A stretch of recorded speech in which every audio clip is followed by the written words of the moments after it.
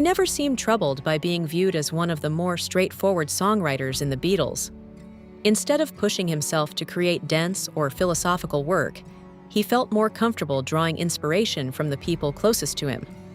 By keeping trusted collaborators around, he was able to craft songs that reflected his personality and strengths, staying within familiar themes of peace and love rather than forcing messages that did not feel natural.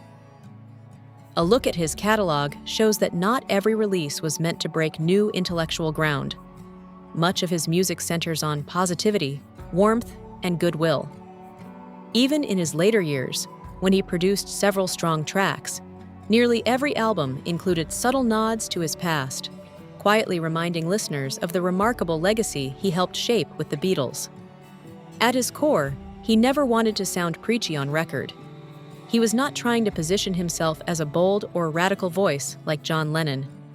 While Paul McCartney had a clear talent for writing polished pop songs that suited his style, McCartney's main creative energy eventually shifted toward Wings as the band gained international success in the late 1970s.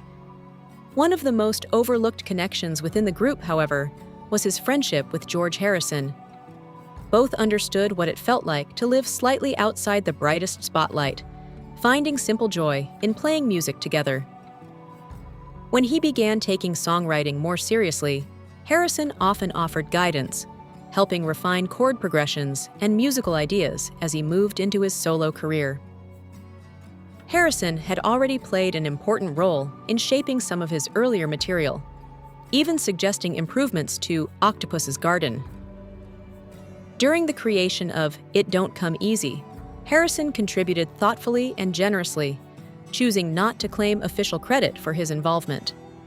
That same collaborative spirit carried into Photograph, which later appeared on the album Ringo and was widely seen as a shared triumph. Over time, Photograph became one of the most meaningful solo achievements connected to the extended Beatles story. When it was performed at the concert for George, the song took on a deeper emotional layer. After Harrison's passing, it was no longer simply about romantic longing, but about the pain of losing a close friend.